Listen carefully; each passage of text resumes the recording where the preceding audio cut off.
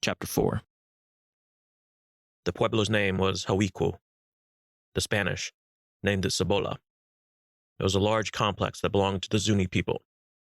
They were good people, hard and stubborn in their nature, and they were one of the oldest closely knit tribes in the desert. And the Turk came to warn them of the Spanish arrival. It had been several years since the Turk visited the pueblo, but he had known the Zunis for a long time, and he was a very good friend of the chief and his son.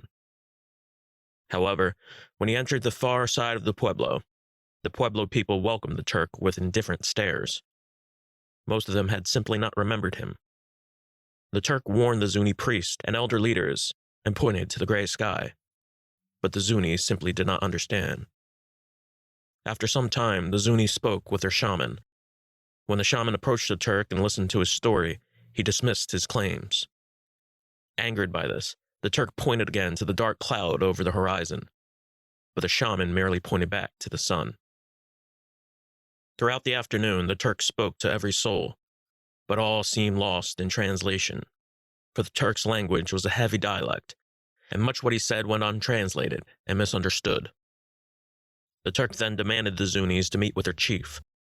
He asked several times, but the Zunis claimed the chief was not to be disturbed until sundown, so the Turk waited. He sat and looked at the pueblo. He stared at the 3-story houses and the red and brown clay complexes. Then he encircled its outside walls and its inner wooden palisade supports. On the roofs, a set of thick deer and buffalo skin had been thatched upon wooden beams and acted as canopies. Each house stood hard, tall, intact, fortified, and whole, with carved-out rectangular open spaces, and a dozen ladders made of twine and sticks that scattered all throughout the 2nd and 3rd stories. And the Turk helped them throughout the afternoon. The Zunis seemed to appreciate the Turk's gesture, and as the heat of the day passed, the Zunis rested and prepared their night's meal. And the Turk sat on the ground with his eyes closed. At sundown, the chief finally arrived. At first, the chief acted extremely friendly to the Turk. He embraced him with open arms and smiled. The chief's son did the same, and they invited the Turk to their evening meal. They talked for an hour, but whenever the Turk mentioned the evil spirits that were soon to visit the pueblo, the chief said nothing. The evening meal was served, and they continued to talk. During the meal, the Turk seldom ate. He kept his eyes low and studied the flames of the fire. He cried many times and continued to plead with the chief, stating that if he and his people remained in the pueblo, they'd certainly die. He stated that these spirits were spirits of the damned. He pointed to the night sky. In the stars, a red glowing light shone a deep blood hue, and the Turk simply shook his head. But the chief simply smiled and stated that his people were ready for such a battle, and that indeed they had been waiting for one for quite some time. The Turk warned the chief one more time, but the chief simply patted the Turk on the shoulder, and the Turk looked at him with sad eyes and said not another word. Then the next day came. The Zunis grabbed their spears and gathered near the pueblo's entrance. Clouds blazed along and turned gray and black. And a mile away, the Turk stared at the pueblo, and he tried not to cry.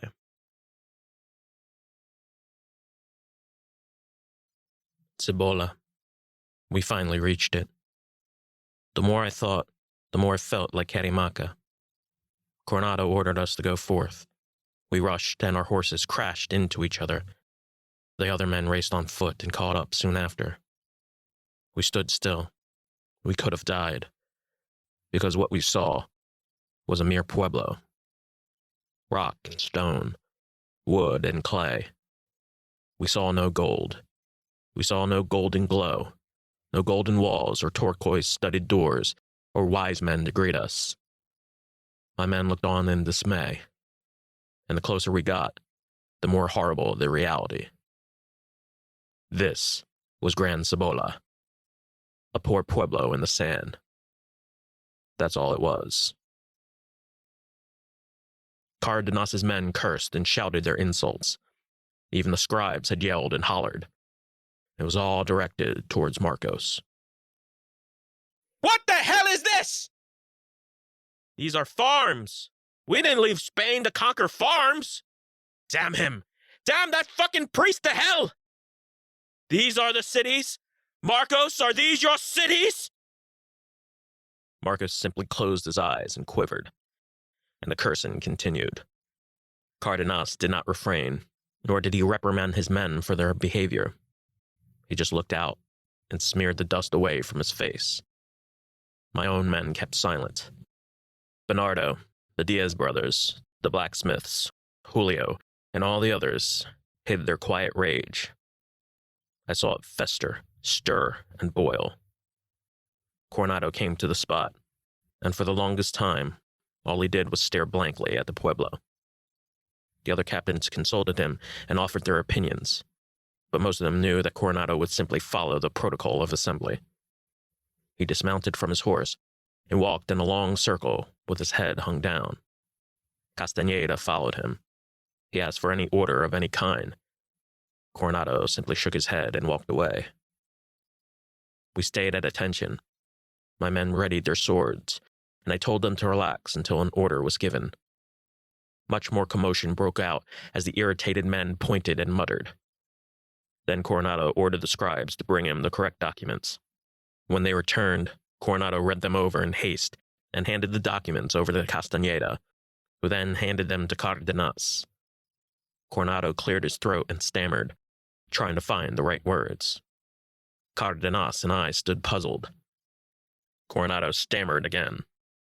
He gave out his orders in a brittle voice. His words rung incoherent and slurred. Cardenas, read them the decree. Sardina, take your men for reinforcement. Be as diplomatic as you possibly can be. For the rest of you, I order the rest to be on guard. As ordered, I assembled my men and joined Cardenas. There were 30 men in all. As morning crept to noon, we stayed and waited for the inevitable. Cardenas read the documents again, with his lips curled and his mouth open wide. I stood by him. He glared at me and then ordered me to leave him alone until he could recite the decree from memory. When he finished reading, I debated with him to move the men further to make our presence known. But Cardenas was like any man. He was defensive and self-righteous. He was completely assured and unreasonable. I'm in command here, not you, Cardenas said. Get that through your head. I'm only suggesting, sir, I said. Your suggestion is void, Cardenas shouted. We were told to be diplomatic. I'm not moving a goddamn inch. Assemble the archers. Understood? For half an hour, we stayed in place and watched the pueblo. More and more townspeople emerged into sight and took guarded positions along the walls. At that time, Cardenas refused to send any scouts over and waited for the translators to arrive. When they did, Cardenas ordered them to march forward. We staggered and got up to 50 feet from the walls. Cardenas gave another signal. We drew forward another 25 feet. Then we halted. Cardenas ordered a double phalanx formation. 6 archers were split in half, with 3 on the far right side and the other 3 dressed to the left. Cardenas aligned himself to the center and remained on his horse. From there, we got a closer look at both the pueblo and its people. I saw women cradle their children into their arms. The men guarded the walls, carrying spears and clubs. Most of them wore nothing but sheets of wool. Their eyes seemed ancient and stern, and they hardly moved. The translators gave the sign, and Cardenas approached about 20 paces, with the decree in his hands. Then he ordered the entire unit to follow. We followed 10 paces. At first, Cardenas performed the declaration and read the article in a clear, monotone voice. The translator spoke, though the people could not hear him. Cardenas repeated. He read the decree again aloud in a long, over-enunciated and preposterous tone, and his Castilian tongue never sounded more arrogant. All were left in terrible confusion, but Cardenas went on. My name is Garcia Lopez de Cardenas. We are ordered by the King of Spain, King Charles V, and His Holy Pope Paul III. We come from Holy Spain. The translators raised their hands to the sky. They touched and rubbed their shoulders and stomachs. They proceeded to point to the sky and the ground. Then they struck their fist against their chest and grunted loud and forcefully. But in truth, much of it did not matter. I found out later that much of what Cardenas said, the translators simply did not understand. The translators improvised the best they could, and the Pueblo people remained confused. But Cardenas went on. We understand this place is called Cibola. We think highly of your city and come as your humble and inspired guest. Great Cibolians, we take you with great honor. The translators made gestures with their arms and fists. The Cibolan faces lit up in rage. Cardenas, startled by their reaction, cursed at the translators, while at the same time tried his best to look dignified and peaceful. It proved to be quite a juggling act, and it certainly appeared Cardenas needed more practice. A whole minute of confusion was followed by another. The Cibolans garnered their rage even louder than before. They kept still and locked into their position, and I could feel the whole pueblo erupt in anger. A tall and lean Cibolan walked towards the scribes. 2 other Cibolans followed him. In their hands, they carried 3 bushels of corn. I ordered Julio to retrieve the gifts in kind. The men rushed to the bushels of corn and ate like starved pigs. But Cardenas yelled at them and ordered them back to their positions.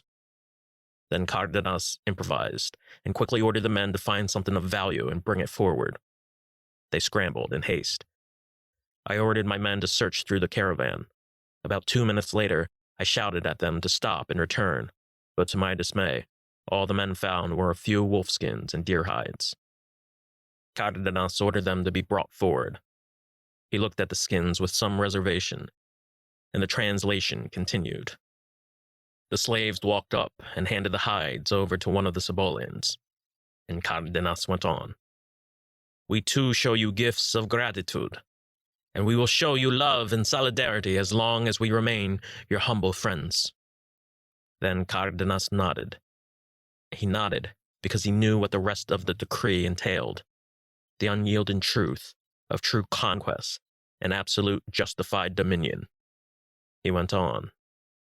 If, however, you cross our trust and you do not accept our friendship, if you do not comply and surrender your idiotic religion, we will be forced to kill you all.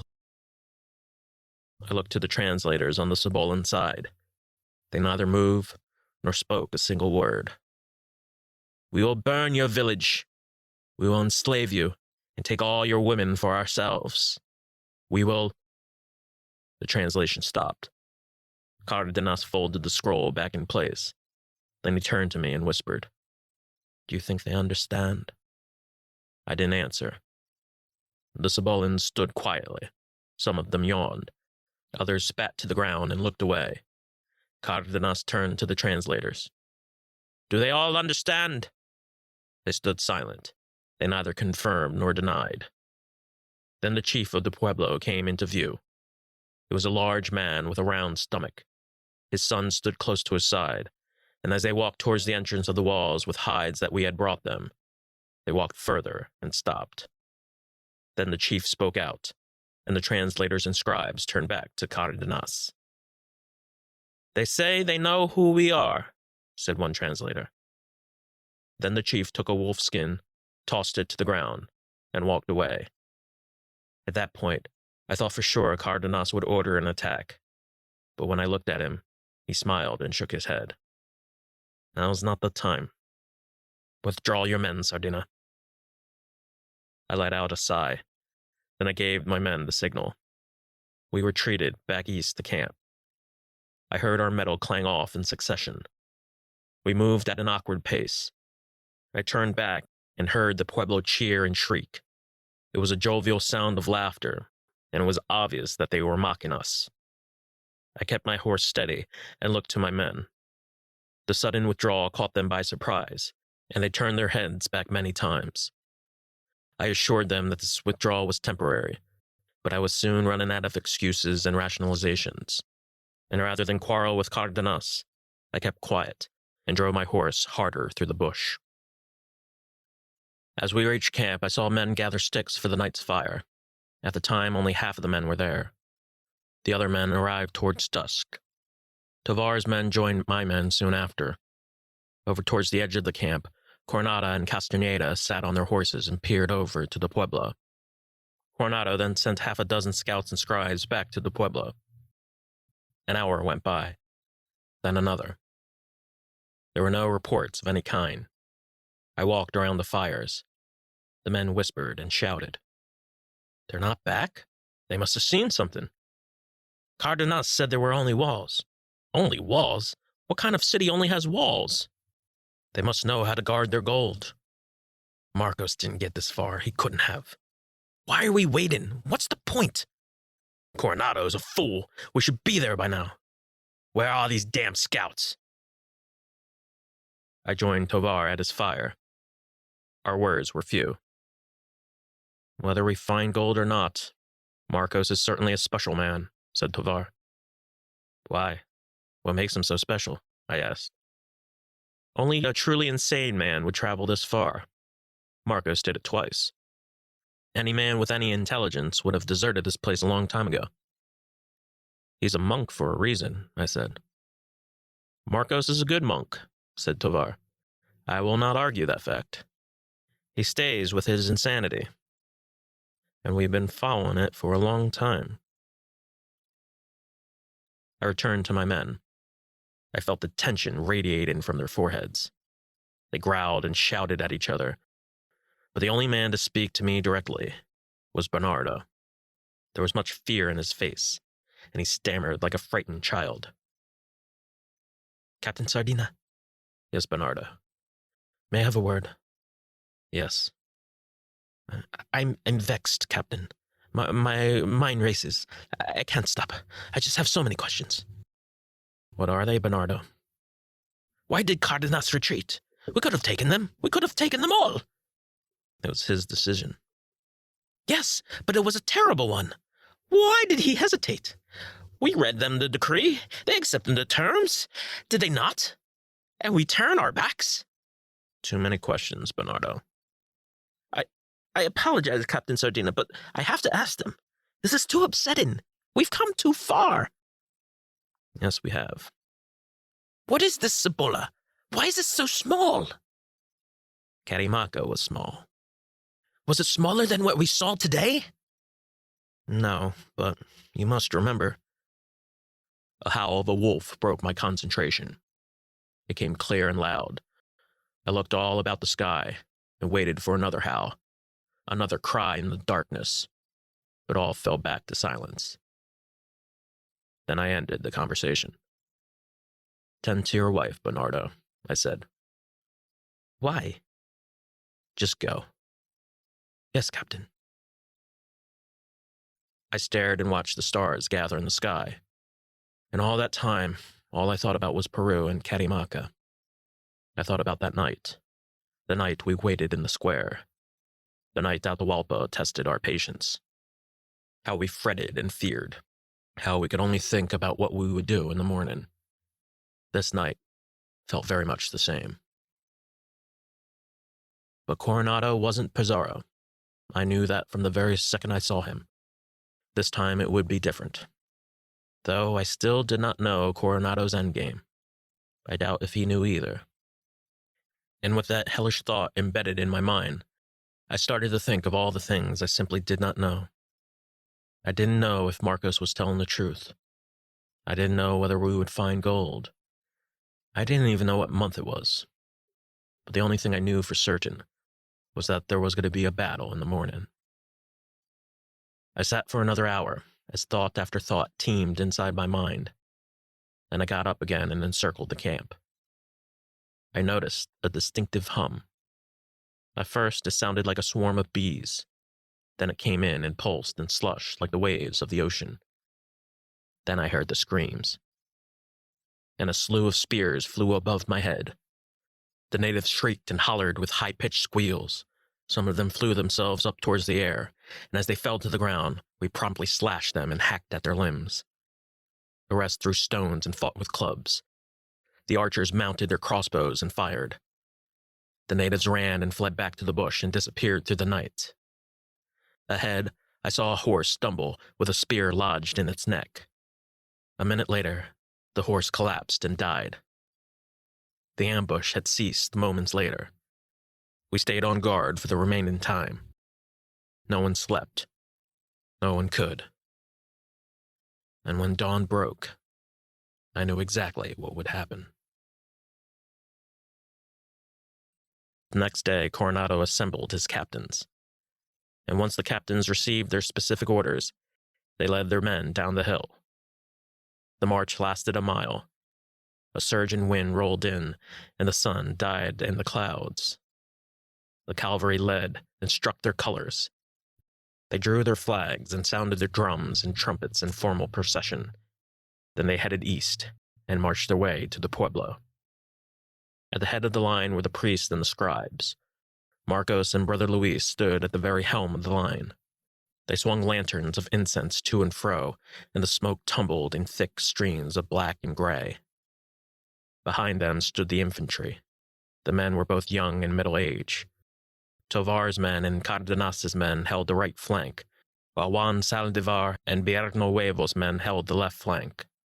The men of Diego Lopez, Melgoza, Bolivar, and Sardina guarded the center. The cavalry and artillery cannons were positioned on either side of the mainland and dressed accordingly. And at the very end of the line was Coronado, sitting firmly on his white Arabian stallion. The drums blared on loudly. From outside the pueblo, the Cibolans guarded the walls once more. Then the chief walked to the throngs of men and handed them each a stone. He looked at each of the men with solemn pride. The ground shook as the horses raced over. The children of the pueblo screamed. Then the drums stopped. The two armies stood 100 yards away from each other. The Cibolas stared at the Spanish long and hard. The Spanish did the same. The high priest and the pueblo chief gathered and approached the entrance. Both held a handful of powdered white cornmeal in their hands. They approached and dropped the powder to the ground, forming a heavy, thick white line. Then the chief stood behind the line and glared at the Spanish with his arms folded. He yelled out a scream, and a trail of white dust simmered and dissipated in the air. Then Brother Luis walked forward with two translators at his side. In his hands, Luis held a crumpled-up scroll. It was the same scroll Cardenas had read from the previous day, and as Luis walked towards the white line, he crossed himself and blessed all that was around and behind him. But before Luis addressed the Cibolans, he took one last look at Marcos and watched him cringe and cry. Then he turned his back and read aloud from the scroll. He spoke calmly and slowly. "We come from Holy Spain. By orders from King Charles V and His Holy Pope Paul III, we claim this city to be under his rule." The Cibolans gawked and growled. Luis continued. "And by divine providence, we will teach." 3 Cibolans rushed up to the line and stood by the chief. They waved their spears and clubs, daring the Spanish to draw forward. "We will teach." The Cibolan bowmen took their positions outside the perimeter and aimed straight at Luis. The Spanish quietly countered and drew 3 horsemen to encircle and protect Luis. The Cibolans shouted more. Coronado then made his way forward and stood 5 feet behind Luis and the horsemen. Coronado then placed a blanket of wool into each translator's hand. He nodded, and Luis continued. "We come from Holy Spain. We wish to make peace with you all. We will send you gifts to show our friendship." The translators took the wool and placed them before the line. They knelt down and bowed, but once the words were uttered, one of the Cibolan bowmen launched an arrow and struck one of the translators in the back. The translator fell and bled on the sand. For a long second, Coronado kept still. Then the second passed. He signaled and shouted out a phrase that his men wanted to hear their entire lives. He shouted it 3 times, each time louder than the last. Then Coronado made a sign of the cross, unleashed his sword, and led the charge on towards the pueblo. Santiago! The Spanish charged into the center of the pueblo, and a mass of chaos erupted from end to end. At the entrance, the Cibola warriors rushed and plowed into the Spanish, attacking them with their spears and clubs. The Pueblo warriors struck at oblique angles, and for a while, they surrounded the Spanish. The warriors swung and strangled and bit and clawed. The Cibola bowmen fired arrow after arrow, and when they ran out, they tossed their bows aside and joined the attack. But the warriors soon realized that the Spanish armor was far too strong and impenetrable, and each thrust they threw bounced off the metal in dull sounds of clinks and pangs. The blast pounded and pulverized the ground. They sparked and flashed and shook the earth. The shells smashed through wooden palisades, and the shards of a million splinters showered down like rain. Soon, clouds of smoke emerged, and the pueblo's fortified walls quickly crumbled to pieces. The Spanish horses galloped and paced. They drove and trampled and stomped the warriors to the ground. But as more shells exploded, the smoke blinded the entire land. After the blast, the warriors dispelled their charge and ran in retreat. Then the Spanish sought ground and cut their way through, plunging their swords into the warriors. And they did so with gleeful eyes. They sliced off limbs and hacked off heads, and a steady stream of blood floated in the air and landed on the ground, forming spews and puddles. In less than a half hour, the entire population of the pueblo was severed in half. The ground was covered in hands, feet, and decapitated heads. But the Spanish were not satisfied. They took to the ladders and chased the Indians through the second and third tiers of the pueblo. The warriors shot arrows and launched stones and rocks, trying to thwart the Spanish from approaching closer. But the Spanish only gained more confidence. The captains ordered the archers forward. They followed the warriors up through the second level of the pueblo and picked them off in succession, while the musketeers fired their charges along the ladders and entryways. Coronado ordered his men to climb the ladders. He pushed and shoved and jabbed his sword through the smoke, and in a long, slow second, he looked all about and sensed the surrounding chaos. He watched the Cibolan spear one of the horses beneath its white stomach, and seconds later, he watched the same Cibolan get decapitated. Then he watched his men grab two of the Indians by their hair, and after the initial struggle, the men took the Indians further down and crushed their heads along the hard edges of the walls. Coronado came to a ladder and started to climb, and from there he pointed onward with his blood-stained sword, and he called his men for another charge. He climbed the steps in a quick, rapid rhythm, skipping most steps, with his eyes fixed to the very top rung.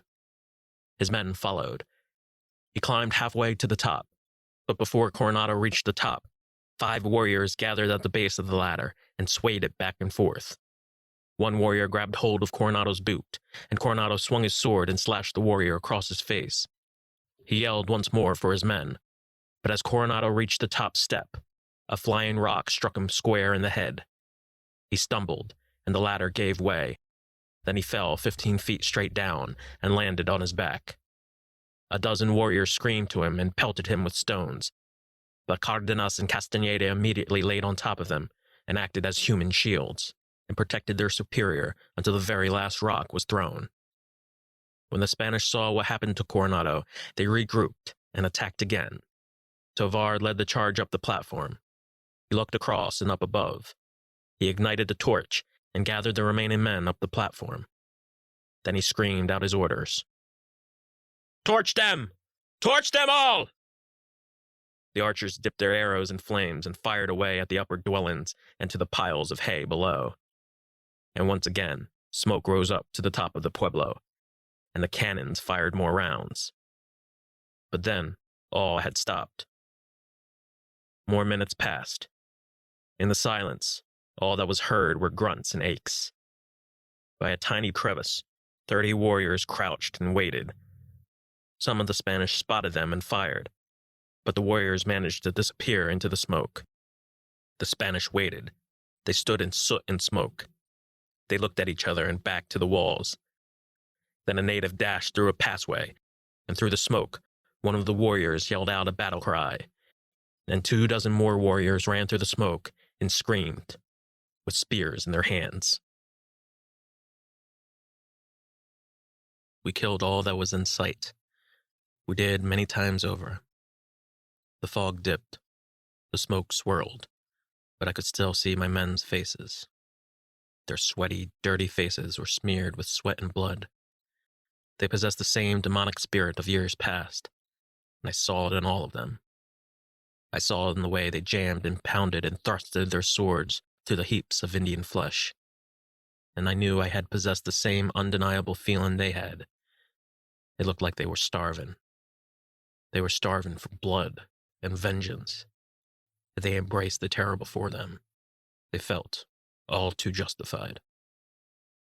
After we climbed the ladders to the second platform, we ran after the Cibolas and saw them hide off into the houses along the crevices of the walls. Then a blur of movement passed me. I saw 6 of the men chase the warriors across the perimeter. I saw the men laugh and tear away at the warriors' intestines, holding them in their hands for all to see. Oddly, Bernardo was one of these men. He appeared through the fog. He cursed and mimicked the other men and their movements, trying to fall into their rhythm. Every movement he made seemed false. His face beamed with delight, but he looked awkward and deathly afraid. I kept a close eye on him, and he disappeared through the shadows. The cannons returned and fired. Their shells pierced and exploded over our heads, and once again the ground shook. An endless cloud of dirt and dust and black and gray smoke covered the entire pueblo. I looked at the surviving pueblo men and women as they ran in pain. I watched the men and children flee towards the outside. Some of them had jumped off 3 stories and landed and screamed through the fog. And as I turned, I saw about 20 warriors rush from the corner of the houses some 50 feet away and watch their last charge. They bolted and crashed into a pile of our men and surprised them from behind. They threw spears and struck 2 of our men, and they dashed their way down, all the way down to the other side of the pueblo. But by then, they had been cornered off. They ran in between the open doors. The smoke of the cannon fire hovered, and it made it impossible to see. But we heard them race from door to door. Again, the heavy artillery fired, and shells blasted above our heads. They were called off a minute later. Through the smoke, I saw a warrior run off through the distance. Then I heard another. 5 more warriors ran into the open, and the bowmen picked them off one by one. We looked all through the houses and the storage doors of the 2nd and 3rd layer, but we hadn't found a soul. They either retreated or died. Then a terrible silence followed, and we came to a reality. For some, it came as a relief. For others, it was hard to take. There was nothing left to kill. The battle was over. Another massacre. To me, it seemed common. Body after body was bloodied from head to foot. Body after body slammed down to the dust. And again I heard the ungodly, wretched cries of the women. But I remained in trance. A minute later, a little Cibolian boy had given me an odd stare. He couldn't have been more than 5 years old, and I'll never forget the look he gave me. It was simple, but it said everything. His look was sad, piercing, and all too true. But even in that instance, I did not understand, for I truly did not realize what I had become. I climbed down to the first platform and made my way back through the entrance. At the center, I noticed that the fortified red wall had crumbled to 1/4 of its size. The whole of the ground was covered with blood and corpses. From the corner of my eyes, I peered and saw 2 of the slaves push a burning carriage with fresh bodies already stacked upon it. But as I stepped beside the carriage, I saw a lump of armor lay on the ground. I rushed towards the body and heard the women cry and gather. Then I looked at its face.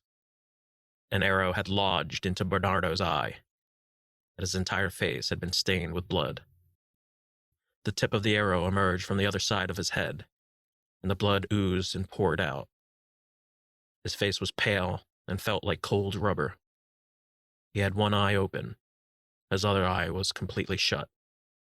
But still, the blood gushed over and covered my hands and armor. I held his hand. I checked 3 times. Somehow he still had a pulse.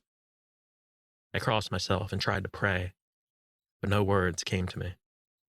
And through the smoke, I waited and clutched onto Bernardo's hand, and as the rest of my men gathered and watched, I felt his hand start to slip and give way. We turned him to his side, and the blood fell down his forehead. And a minute later, Bernardo died in my arms. The smoke lingered. I went up to our changa and embraced her. She looked into my eyes. Then she screamed. She screamed so loud and hard that I shuddered, and with all her might she pushed me away and disappeared through the ash. The men took her husband's corpse over to the end of the camp, and the priest and Brother Luis gathered and blessed it. The dogs barked and choked in the dust. With Coronado injured, Cardenas ordered the men to search the pueblo.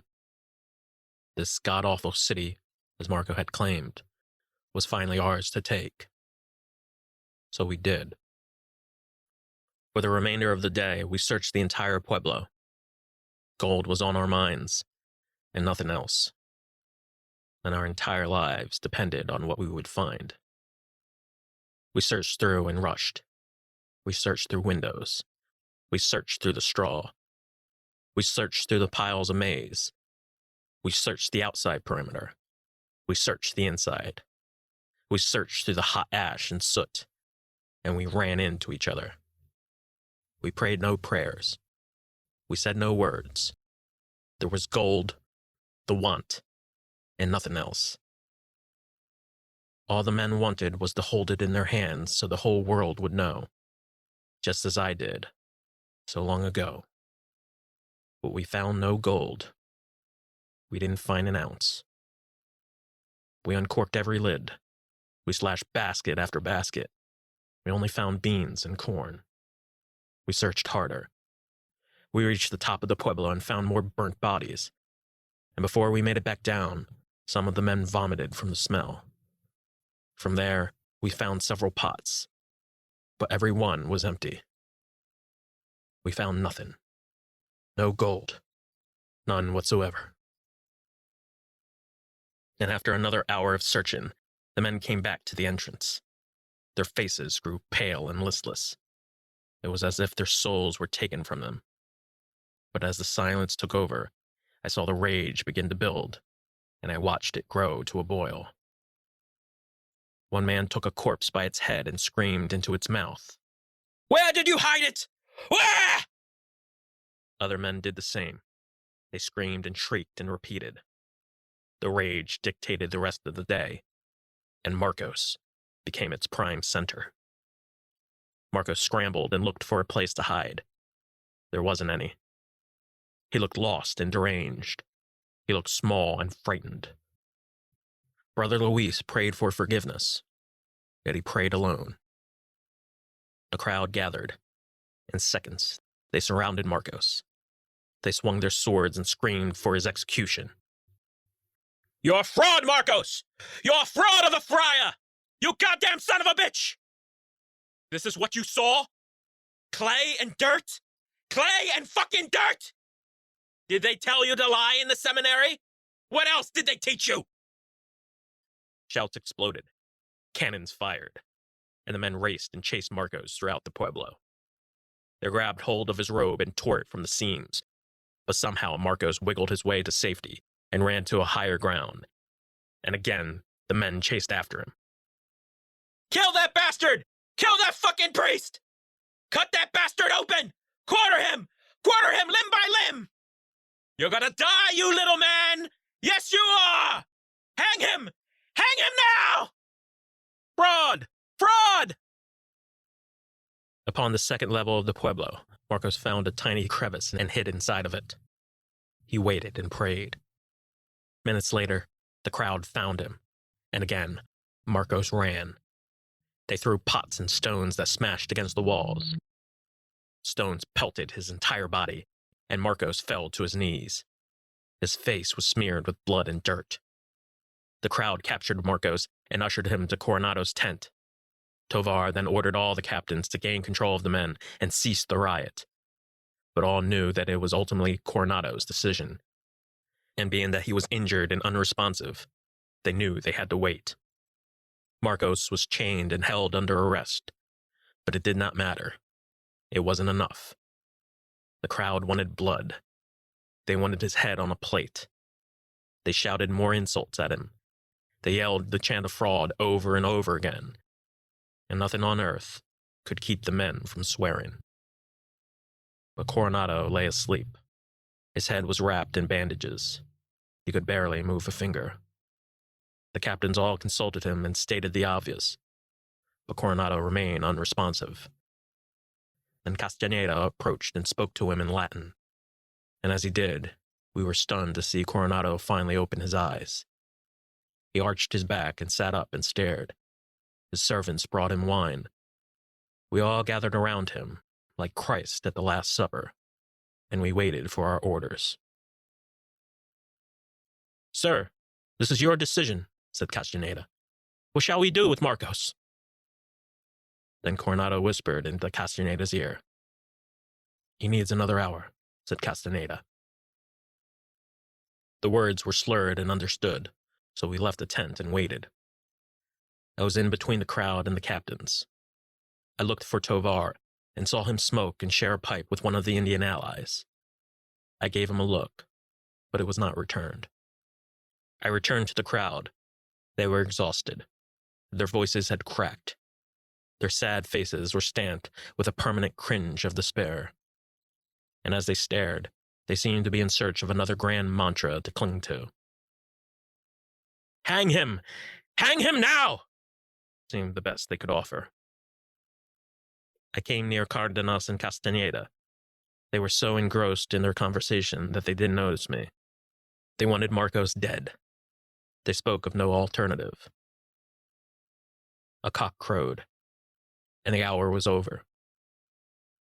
I found Coronado alone and saw him walk in circles about the sands. He babbled to himself, and I saw him reach his hand to block out the sun. But then he turned, and as he caught my eye, he glared and staggered back to the pueblo. He raised his sword, and as we watched him, a scream rang out, and once again the mob formed and gathered around the tent. The guards brought Marcos forward, and all watched as Coronado slowly walked over. The guards carried a wooden stump and stood it upright. Then they took Marcos and laid his head upon the stump. The crowd gathered and cheered and salivated, and Coronado approached, with a bloody sword in his hand. He gestured to the crowd. He approached the stump, bent over, and tousled Marcos's gray and ragged hair. Marcos recited and rushed his prayers and cried. The men screamed again and again. Then Coronado raised his sword and held it above his head. He lowered the sword and stared. Then he raised the sword above his ear, but before he drove it down, he stopped. Then he threw the sword to the ground, and the crowd fell silent. Coronado shouted back, "We are better than this!" He repeated the words, but the crowd remained shocked. Then Coronado looked down. "Get up, Marcos," he said.